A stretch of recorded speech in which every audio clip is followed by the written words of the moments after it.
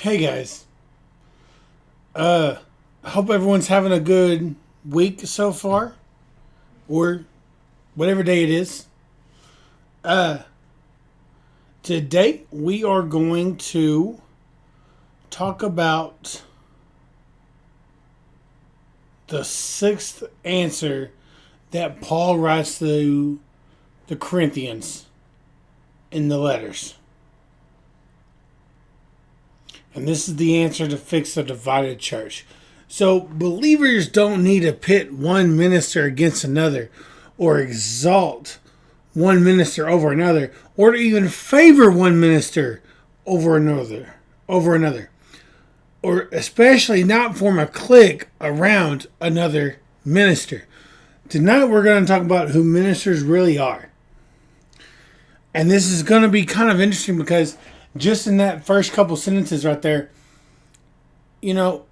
there's cliques and there's favorable ministers, T.D. Jakes, Joel Osteen, and a lot more than I can name. I'm just naming those two right off the top of my head. So the Corinthian church was severely divided. The division came because the congregation was hung up on the former preachers of the church.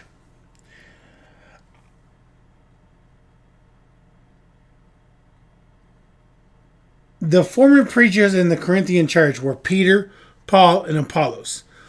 The ministers themselves were not involved. It was the carnal believers in the church who were causing the problem. Some like Peter, some like Paul, and of course some like Apollos. The issue of which preacher was best and is best for a church is always a critical issue.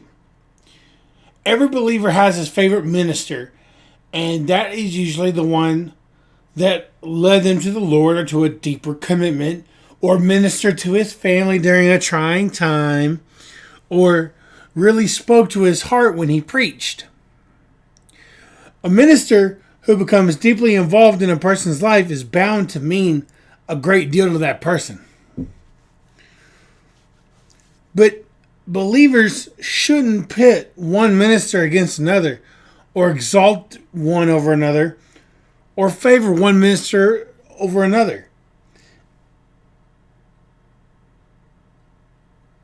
This is what happened to the Corinthian church.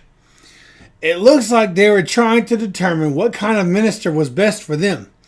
The discussion had overflowed into homes, in meetings, and cliques were starting to form.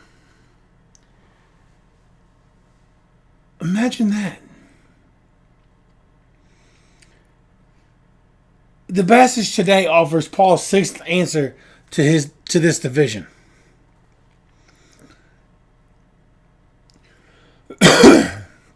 Ministers of God are servants. Ministers are not lord over God's flock. They are servants of God and the servants of God's people. Ministers are only instruments of God. They aren't the ones who believers are to praise. They aren't the ones who believers are to be focused upon. God should be our only focus. Ministers didn't create the gospel. God did. The minister doesn't save the believer. God does. Also, a minister can help people as God gives him. The gifts that God gives the minister are not natural abilities.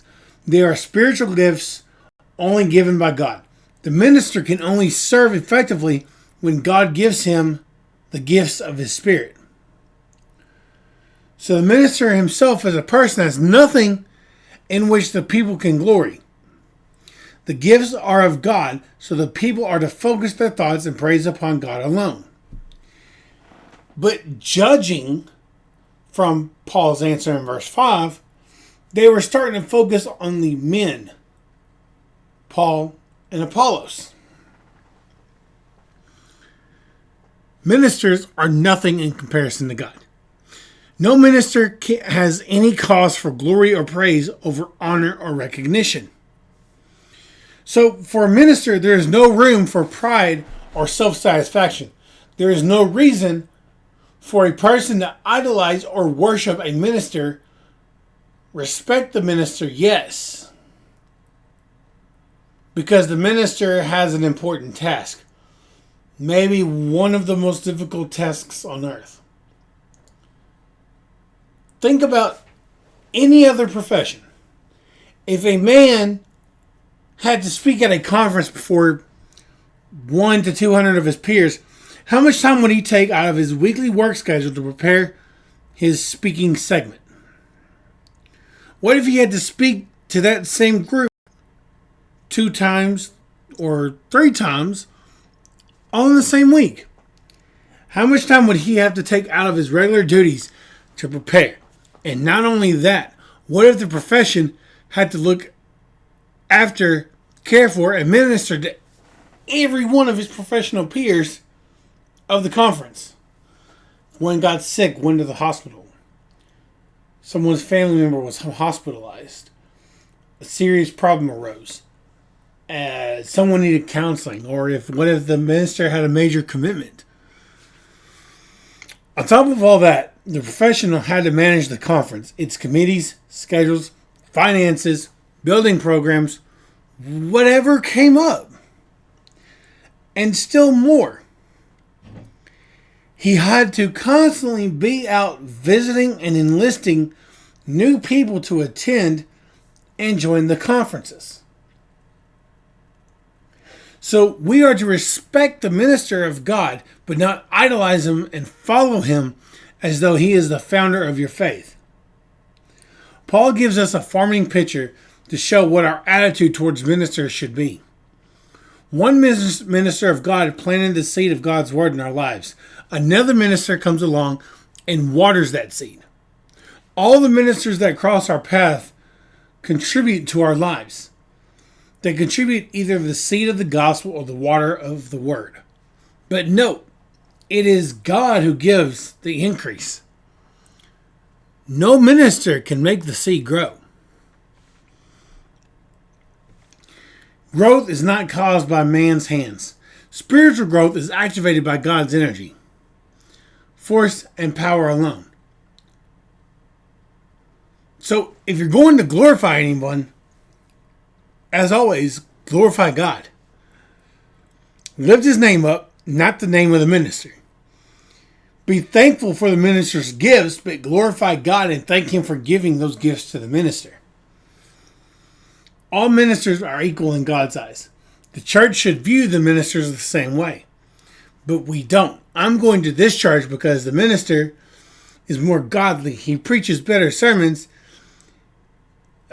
His messages are more dramatic, etc., etc., etc. Both the sower and the waterer are said to be one.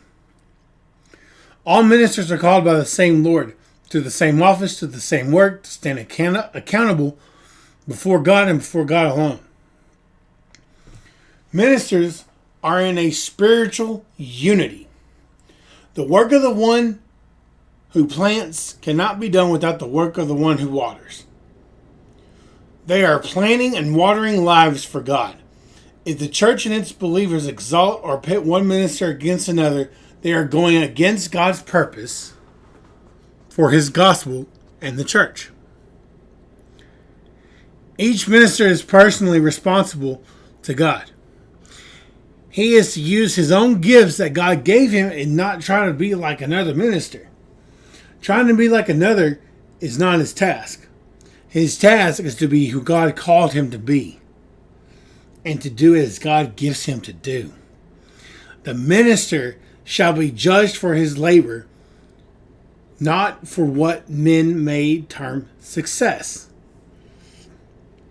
Ministers are what you call co-workers with God. Paul makes 3 points. God is the source of all in the church. All is of God. He is all in all. He is the source of all that concerns the church. Ministers are co-workers and they work together with God, carrying out his will and doing what he wants done. Their concern is not what men think and want. Their mission is to serve right along by the side of God Himself. The church is God's field and building. The field doesn't exist to lie unused. It exists to bear harvest. The church is to bear fruit. So in conclusion, and to sum this answer up, both ministers and believers are workers together with God. All have a part in God's church, and the need is for all to cooperate in building together. Paul says that we, the church, are God's field and His building. The church as a field must let the one who plants and the one who waters do their work, or else the field of the church lies useless to God, and the building of the church lies unused for God. Guys, I hope y'all take that to heart a little bit. I love you guys, and I will see you all later.